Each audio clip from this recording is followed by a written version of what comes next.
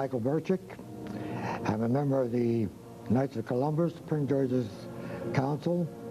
I'm also a navigator, past faithful navigator, or the 4th degree, Archbishop of Michael J. Curley Assembly. I'm married. We have 6 children in our family. Our subject tonight has to do with large families.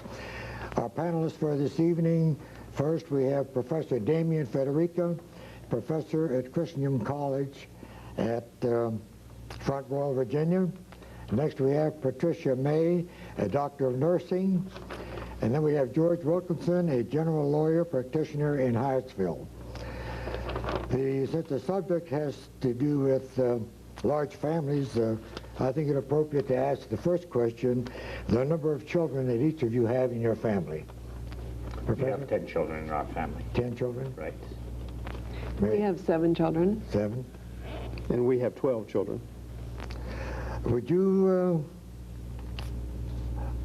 like to make a few comments about the joys of having a large family, as you can think of, George, or any of you? Well, I suppose the real joys of a large family are seeing the children grow up and come back and be able to interchange with them as adults as compared to when they were growing up and children. You were constantly under a training session, if you will, for the children. I think the real satisfaction is having them come back as adults and be able to converse with them and even having conversations where you disagree with them, but at least it's on an adult plane. What are the age group of your family? Our youngest is 18, our oldest is 33. 33? Right. Very good. I agree. The pleasure of seeing your children grow up, they're all so individual, and seeing their various talents, and then now watching the older ones that are married starting to parent. It's just fantastic to see how they're doing it, probably a much better job than you did, and you can learn from them. But each child is so unique and so precious and so individual, and thank God somehow that they all got reared to now see them starting to take off their own individual lives. Professor? I suppose there are more than one joy in a large family. I think simply the joy of seeing a new child come into existence. These have some of the greatest, most moving experiences to see the birth of a child. So that's one kind of joy. And I suppose that is increased in a large family.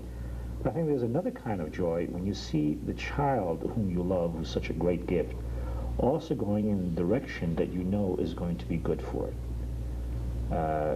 When the child begins to share your aspirations, your joys, when the child begins to love the truth that you hold to be very dear. For us, it was a particular joy to see the way in which each of our children came awakened to the faith, to God, and made a commitment. It's not a theme for discussion, but you see it in the way they live, in the way they respond to things. They begin to share what is most important in their life. And that's a particular source of joy. I think it's a tragedy for parents that children leave, that begin their own life. In a sense, they're destined to turn away from the parents.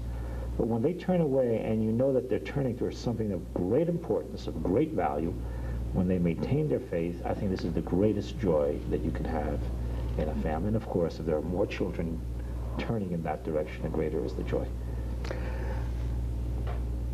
I would like to ask this question, since we all have large families.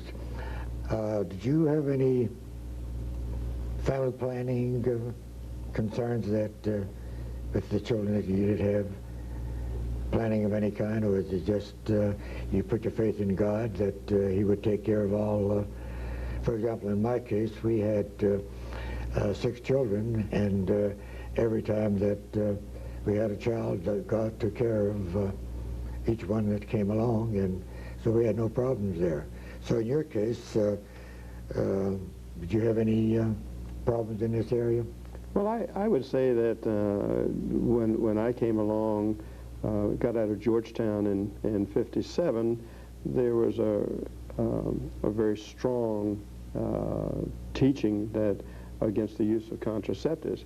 To be honest with you, after we'd had 8 or 9 children, that it was a matter that seriously was considered by me, but not by my wife, never by my wife. It was just a matter that was just totally rejected by her.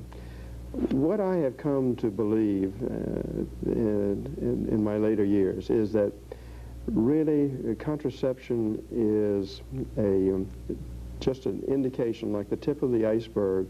I think it has to do with not only the frustration of the beginning of life, but I believe it is an indication of the disrespect or the disregard for life as an entirety. I believe that the death of the unwanted, the